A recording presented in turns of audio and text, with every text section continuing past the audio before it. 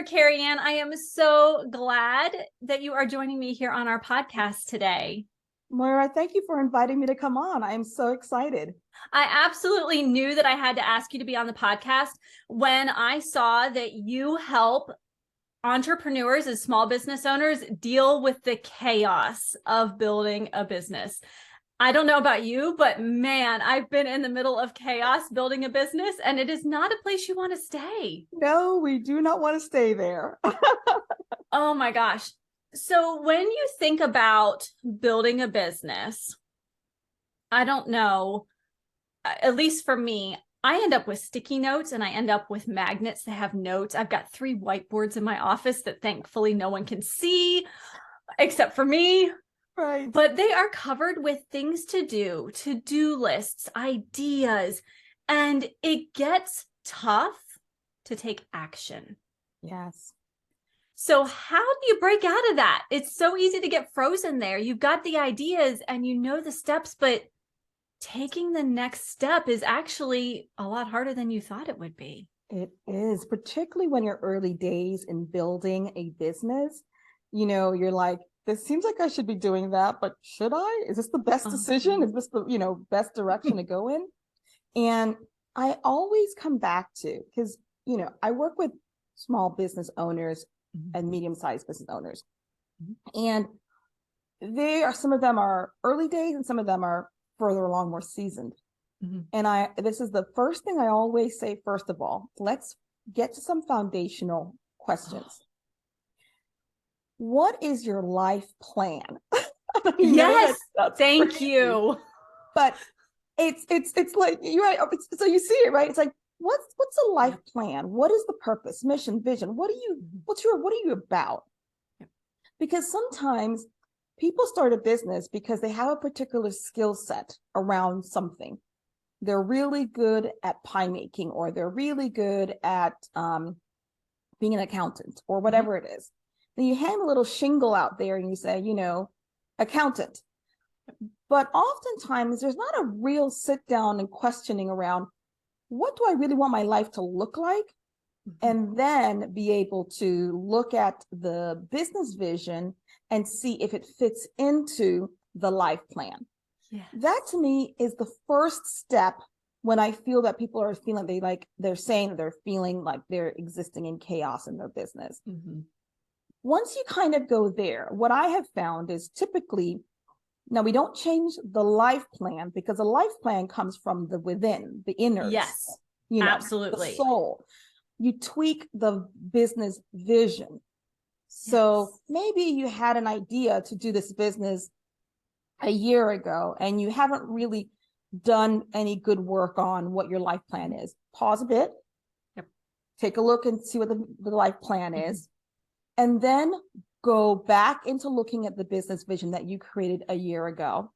And then ask yourself, does this fit? Most times it can be a 2 millimeter shift. Yes. To change what the current business vision is in order to fit into your current life plan. But you would be so surprised. I know this sounds like simple and easy and not like tactical. However, that exercise alone can get small business owners from chaos into clear vision. Okay, I know where I'm going. All this stuff over here, I'm not even paying attention to that because it's not going to get me where it is that I want it to go. There's so much wisdom in that. I cannot tell you how many times I've heard someone say, someone told me I'm good at this and I should open a business. Yes. And they start, and then they realize, even if they manage to get it going, they realize, wow, this is not what I wanted. This is not my life. What happened to my life? Yes. And without having that foundation of looking at your life first, figuring out what you want, what your needs are now and in the future, because it has to serve both purposes, unless you just want to have a business for a year and so it serves your now needs. Right, exactly. Right. But I don't know who wants to go through that energy. So really taking that step back and looking at your life first. Yes. And knowing that the business supports it, not your life supports your business. Exactly. And that's the wisdom right there. I'm going to call you Dr. Moore because I just love that. but that's the wisdom right there. And it's difficult. It's not easy for people to, particularly if they've put a lot of time and investment and energy and money and trying to convince spouse and all that stuff to do this, and they left a job and the whole thing. It's a scary question or statement to say, pause a bit, look at the life plan, see if the business fits, because there's a lot riding on it. And there's some fear around, I've made a mistake, it doesn't fit into my life plan, and it's gonna, I've totally, blown my life up. That's why it's so important to recognize that most times, now there are times when people have to make drastic changes, but most times it's a 2 millimeter shift in the direction of the business, how you run the business, maybe changing the product that you're providing in the business, even in the way that you structured the business. Maybe you originally were going to sort of have a brick and mortar, and you're like, wait, maybe there's a way to make it so I can do an online person. You never really know, but or maybe you were doing it online, but you realize it's better to do a brick and mortar. You don't know until you do the exercise. So that is one way that I think to take care of some chaos. Yeah, there you go. I love that 2 millimeter shift, because it's really, sometimes it might be even shifting who you serve slightly. It's just that little bit of and it feels big because it's scary to make the change, right? Yes. But at the end of the day, you realize, wow, I went from A to A and a quarter. Right, exactly. That. Exactly, it really is still A. It's just A and a quarter. Exactly. So it doesn't have to be big to make a big difference in the trajectory and the profitability and the longevity of your business. Precisely. Okay. So if I can get all of this in line, if I can make sure all of it, that's a lot. Right. If I can get all the things, if I get all of the things lined up so that they truly serve my life, and now I've got all of this stuff to do, how do you keep moving forward? I know shiny object syndrome takes over, or you see, well, this person's making all of this, doing this thing, I should maybe shift a little bit and do that instead of what I was actually working on and making progress in. How do you stay away from that shiny object syndrome that's so big? It is so big. I often wonder, like, why so many entrepreneurs get distracted with the shiny object thing. And I think maybe it's because there is a particular type of person that normally leans towards entrepreneurship. That same person, I think, leans towards shiny objects. But nonetheless, we all are victims to it. I think this goes back then to the business vision. Again, I know this is such basic fundamental things. No. And you're like, well, why did I have this girl on the podcast? Because she's not giving me anything brilliant. It goes back to business vision. So you already done the life plan. That's all done. Now, the business vision. And if you can have a business vision that, it's sort of 3 parts. There's the big, Jim Collins, who I'm not sure if he's from, love him, love him. So Jim Collins is the one who coined the word BHAG, bold, hairy, audacious goal. So you have your BHAG, and if you write it, you create your BHAG in a way it's so far into the future. It's like, if you can think of your business, but you want to state it in the present, but it's what you want your business to be into the future, like say 10, 15 years out. Yeah. You come up with a BHAG that excites you. I mean, if it's meh, it's not a BHAG. It's not going to get you out of bed in the morning if it's not getting you out of bed in the morning. It's not getting you out of bed in the morning. So you want to create something that's so pulls you out of bed, like scares you a bit, kind of a BHAG. And so you have that. Then you think about, okay, what are the values that I have that I want in the business? What are the things that I believe to be true about the people that I serve, the customers that I serve, how I want to show up in the world? what are the values that you have in the business? So that's the second part of the business vision. Mm-hmm. And then you have the third part, which is sort of like the purpose. And that's where it's short and snippy. That I think is so important because that's what anchors you to it. So for instance, when I think about my business, what we say in my team is, we're in the business of helping businesses thrive. Yes. Period. I know exactly what you do then. I know exactly what you do. I remember exactly what it is that I do. Even better, when someone asks you, you can remember what to say. And then I ask myself, all of the things like shiny object over here, sparkly squirrel over there, will doing that advance my desire and my plan and my purpose to be in the business of helping businesses thrive? If that cannot answer that question to the affirmative in a way that is on course, you just let it go. Mm-hmm. You just let it go, because it's no longer an issue of, oh, there's something better over there. It's more like, that's over there is distracting me with the thing that I said I wanted to do over here. Yep. So being clear about it, the more I have it on my phone. I have my BHAG, my purpose, and my vision on the phone.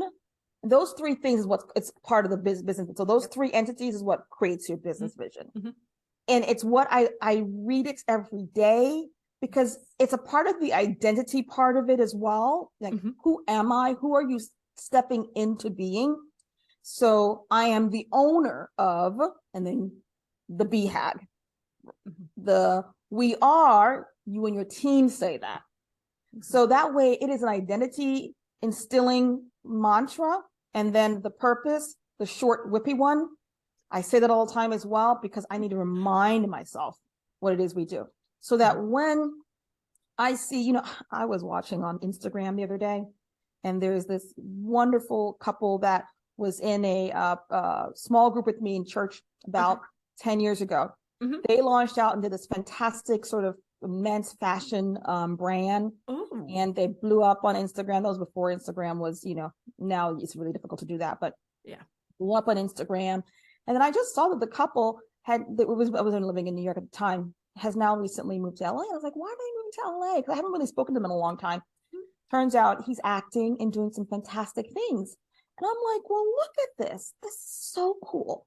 And in my mind, of course, I'm thinking I could feel a little jelly, because, he's out there in LA. He had this great outfit on at one of the Grammys, Grammy party. He had like one of those little Getty, how the Getty pictures are? Oh, yes. You're official when you got a Getty picture. Yes, you are. You're a big deal at that point. On the red carpet. And I'm like, glamorous life. And we were just spend Tuesdays in someone's apartment reading the Bible the other day. Happened. I could get a little jelly and then think, well, maybe I need to go to LA, find an agent, and figure out how I'm gonna, get on somebody's red carpet. But no, that is not moving me towards being in the business of helping businesses thrive. Yes. And I knew when I wrote that, I know the feeling I have when I write it. I know what I want it to be, and I know why I'm doing it. Mm-hmm. So just being clear about the business vision and making sure that you're creating something that is aligned fully and completely with you, and it's exciting and it scares you and it kind of does a bit of thing, that alone will help you keep from comparing yourself to others, because comparison is the enemy, yes. Right? Not gonna work. It stops you from comparing yourself to others. It also helps you from getting distracted when there's some new fandangle fancy tool that you can use or whatever. Yep. So a lot of things I heard in there just really strike a chord with me. They really resonate. The first one was that BHAG, the reminder to shoot so far in the future that there's no pressure to get it done in a year. Oh, right. It's so far out there that it's really where you want to be, and knowing that you just keep taking steps toward it. There's no judgment in the fact that it's 10 years out, 15 years out, even if it's 5 years out, fine. If that's all the further you can make yourself think right now, fine. But making it so big that there isn't that pressure to do it today, which I think shuts down our creativity. If we put that pressure to have the big thing done, that's when we have that frozen moment. Yes. So pushing it far out. I love the concept of having your business values. I tell people this all the time. You know, you have your personal values. Why wouldn't you have business values? What do you want your business to be standing for? Yes. What do you want everyone to say? I know her. Yes. I know that person. I know that business. I know what they stand for. There's no doubt in my mind. And, you know, it's a sensation, you know, it's a feeling. You know, when I'm working with clients, and like, if they are new to their business or been in, or maybe the chaos that's showing up in their business is maybe more around not being clear about who they are and what the business is. Yep. I literally say, what do you want people to feel when they have interacted with your business? And what do you want people to say about you to others when they've interacted with your business? We all know the businesses that you can almost, I don't know, have you seen those little Instagram reels where people are mimicking what it would be like to go on a date with different airlines? Yes.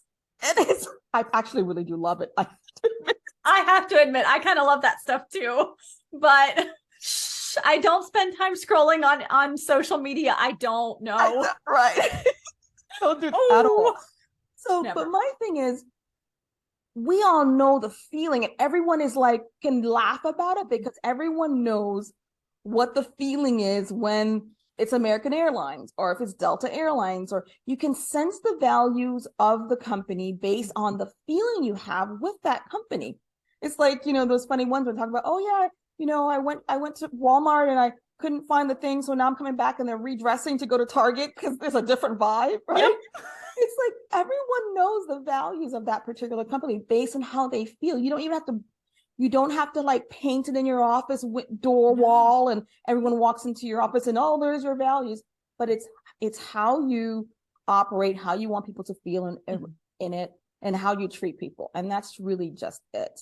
And when that's in alignment, when it's at the front and center, it comes through in everything you do, because you are not going to put out an inauthentic email or post or something that's not in alignment, which is what kind of scares customers. They sense that misalignment and they go, ooh, if this is misaligned, what else is not working? Yes.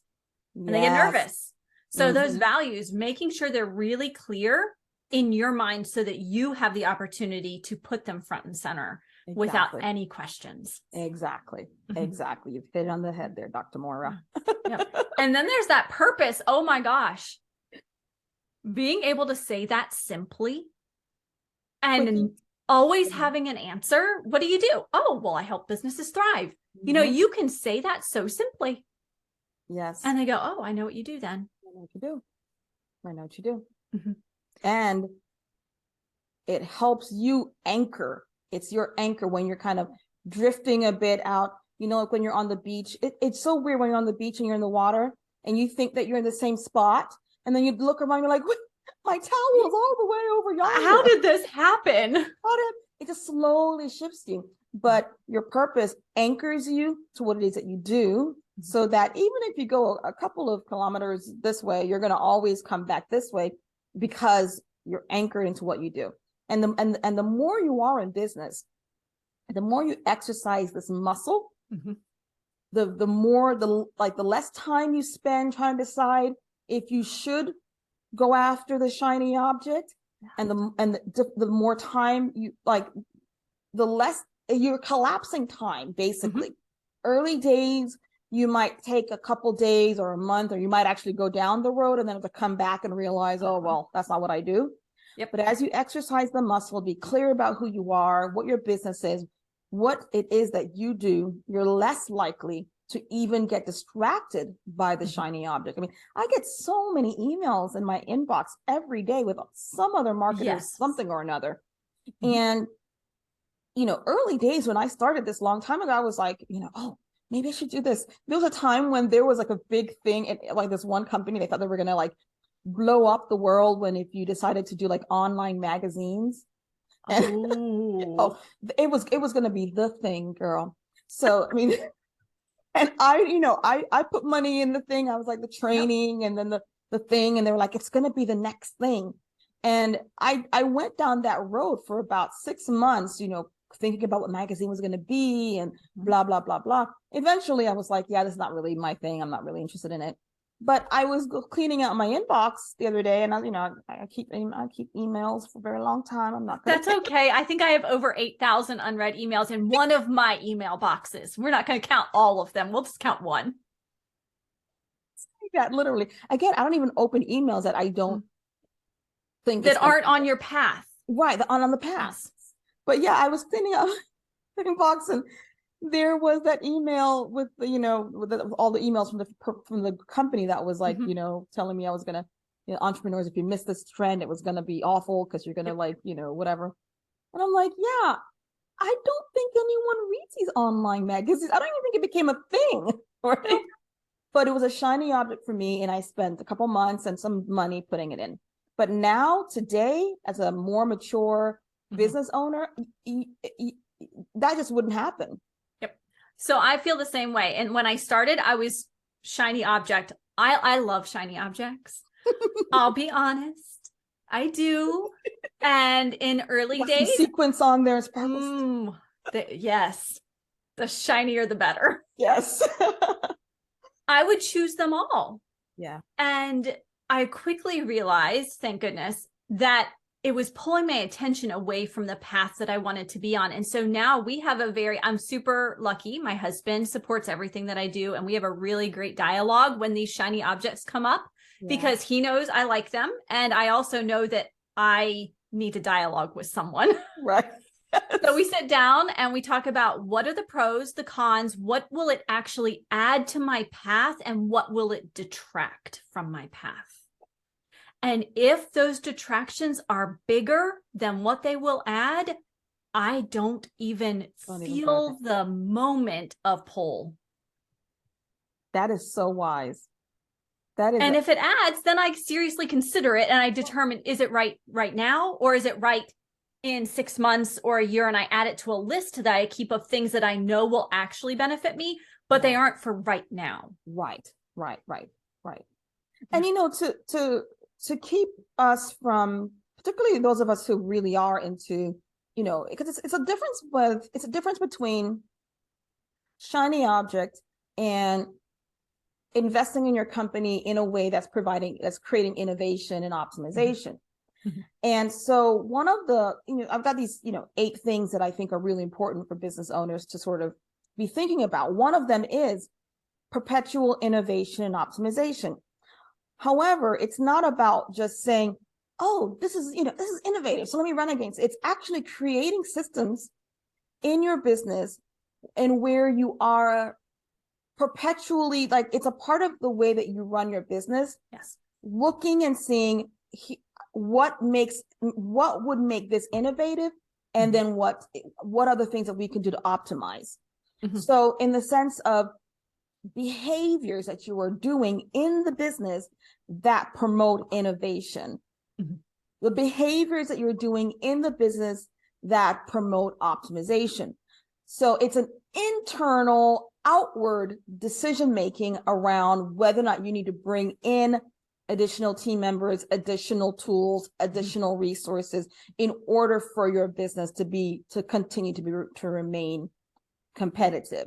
It's not someone walking down the street and saying, hey, you, look at this great thing, it's you saying, right now, if we want to remain competitive and innovative in this area of the business, then we're going to need to bring in a couple things. Let's think about what those things are. Once you've decided what you think those things are, start researching in that vein. So then it becomes you pulling in versus you being pulled.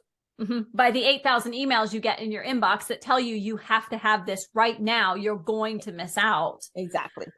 Making sure that you're doing it from that right standpoint. Absolutely. I love it. Oh my gosh.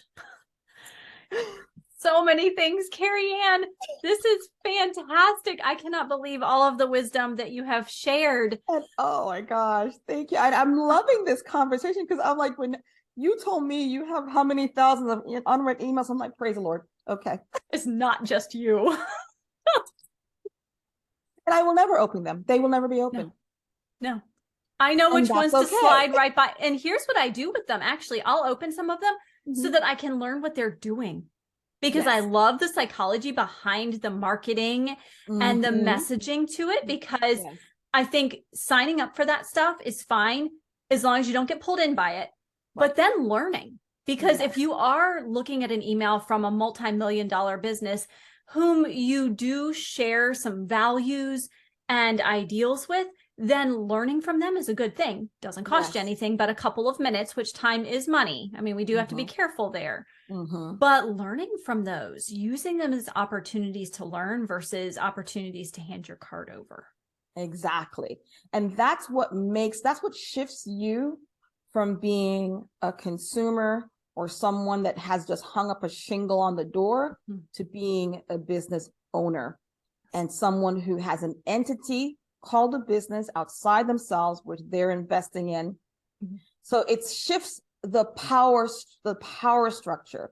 You are no longer the one receiving per se, you're the one acting out upon.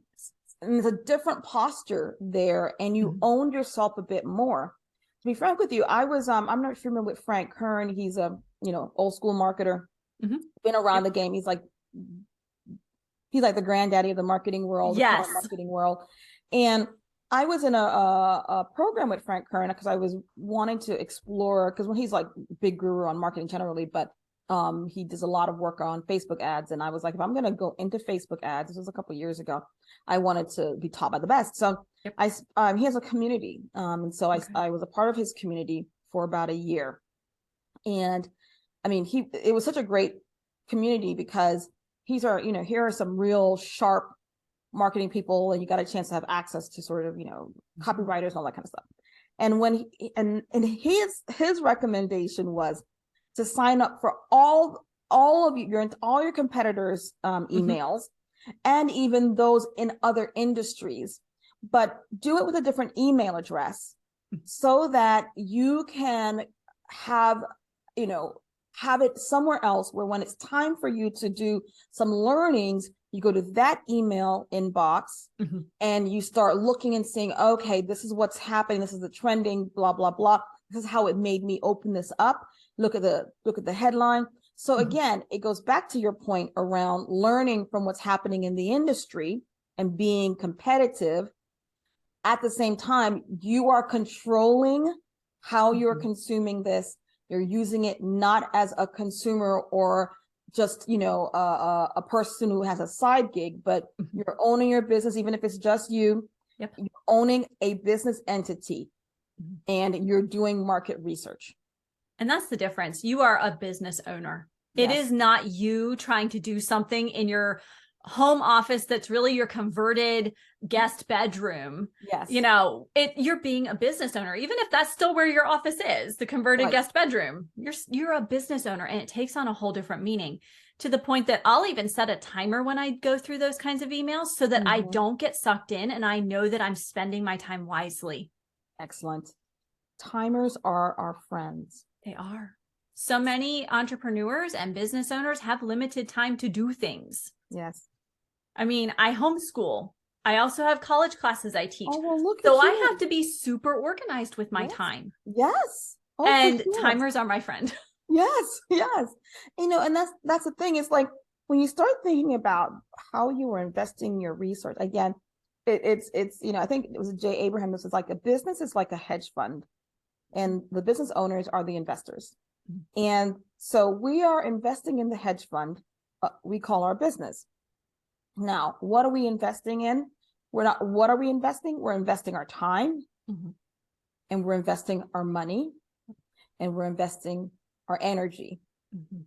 So if you are only doing your budgeting, but you're investing it and you're budgeting only your money, you're missing out on the time and the energy part. You're investing your time and not paying attention to the money, you're lopsided. So it's about looking at all of the things that you are investing in this thing called, Big Idea Inc. Yep. And making a decision around what makes sense to invest, and always think about investing exponentially, investing in ways where you can leverage. So a small amount of investing, so that whatever it is you're investing, that you can leverage a bigger return. Mm-hmm. So if it's time, just like you want for your retirement funds, just like you want you want to put in as little as possible and get the biggest return. The same is true in your business. Exactly. You are not going to win any awards for working 80 hours when you could have worked 20 and gotten the same return. Exactly. And the thing is, I think there's this weird culture, this sort of, I guess maybe it's like the hustle culture is kind of dying down a bit, but it is this weird culture. This is what happens when you own a business. You gotta, toughen it up and do the thing. And I'm like, that is not fun. No part of that sounds cool in the beginning, maybe, but when it's time where this is your business, again, it's not a hobby. No. And there are seasons where it's harder. Yes. But this is like what you want to build is something that you can be able to eventually walk away from. Mm-hmm. So a large part, when I tell people, okay, what is your exit strategy out of your business? They're like, well, I just started it. Well, it's too late. You need to hurry up and get this exit strategy going, because if you know what you plan to do to exit out of the business, you build it differently. You don't build it that requires you to be in it all the time. Correct. You build it in a way that it's an entity outside of yourself, and you can create some standard operating procedures, some systems, those types of things that will allow for you to be able to hands off if you wanted to. Yep. If you wanted to sell it in a few years, you could sell it because it isn't reliant upon you. Or if you wanted to retire, or you wanted to take a few years, travel the world, or do something where you're not there all the time. It or gives you you to that pass freedom. it on to your kids. Yes. You still just because you want to pass on the kids doesn't mean that you still need to have an exit plan, because you actually do, because you need to be able to have insurance policies so that you can have the money to be able to, for them to buy you out, for you to have retirement money, and then for the company to still exist without you pulling any of the capital out of it. So regardless of how you plan to exit, you have to have an exit strategy. Yep, I agree. Oh, Kerry-Ann, thank you for all of these wonderful things you've shared with me today and all of our listeners. Honestly, thinking about calming that chaos by starting with your life vision first and building your business to suit that life vision, from having your BHAG, that big, hairy, audacious goal, to get thinking further out, to forming and holding true to your business values so that everything you're doing is in alignment. Because let's face it, it's a whole lot more fun when things are in alignment than when they aren't, and business should be fun. It's not always easy, but it should at the end of the day be fun. That actually is one of my values. Yeah, it should be. You are not going into the risk of owning your own business to dread it and think it's awful. Exactly. And not want to roll out of bed because you're thinking of the to-do list that is just weighing you down in a negative way. That's not why we got into business. No, it's not. It sure isn't. No. And having that purpose super clear, front and center, so that when the squirrel moments happen, you know where your path is. You can get back on the path faster, or never even leave the path. You can turn, look at it, and say, no, thanks. I'm going to keep going down my path right now. Yes. All of these things are golden nuggets of wisdom that I cannot wait to keep soaking up. I know I'm going to think of more and more things and ways these apply, even in my own life and business. And I know all of our listeners are the same. So tell me, how are we going to stay connected with you? Absolutely. So if for some reason, one of your, if you felt that you are experiencing some chaos in the business, and it's showing up in ways that you just can't even, you've done the exercise, you've sort of, done the what's my life plan, and you have the business vision, but you're feeling like there's still a lot of chaos. I have a book on my website. It's called The 8 True Culprits that are causing chaos in your business. And basically what it does is, because my philosophy and based on my years of experience is that there are what we call chaos, but it's actually symptoms of chaos, because there's underneath that some foundational things that are causing chaos. Most people talk about the symptoms of chaos as if those are those are the chaos, but they're not. It's the symptoms of chaos. So the book talks about what are the 8 true causes of chaos. It helps you identify if these things are showing up in your business, and it gives you some strategies on how to fix them. So you can hit the website at www.nobusinesschaos.com. That's so simple. No, nobusinesschaos.com, because chaos is the enemy of business. Right? It is. So, nobusinesschaos.com. It's free. You just put in your email address and you'll get it downloaded. And really take a time to look through that if you feel like it can be helpful. And of course, if you guys are on LinkedIn, come and find me. I'd love to connect and continue the connections, because that's really what business is about. I think that's actually one of the most fun parts about business, is meeting people like you and connecting in real meaningful ways. And even though we are virtual right now, for those of you listening, we have Zoom running, we're seeing each other. It's still a connection. It's still a conversation that is powerful. Yeah. It's so meaningful to actually connect. And I think that's one of the things that catapults your business, is to be able to create connections. Yes. And those meaningful dialogues, the conversations that maybe include the fact that you have 8,000 emails unread in your inbox. Well, I no longer feel shame. I'm glad. Because, Brene Brown always says, the antidote to shame is me too. So if you could have someone to say, I'm with you, girl. Yep. 100% all the way. So guess what, guys? If you're having chaos in your business, everyone has experienced it at some point. You're not alone. The only thing I think that we're both trying to say is, don't let it stay around. Yep. Don't accept it as a part of business that has to be a part of your business, because it doesn't have to be. You can say goodbye to chaos and show at the door and say you're not welcome to return. Right. I have got myself in order. I do not need you. Thank you. Please leave. Please leave. Yeah.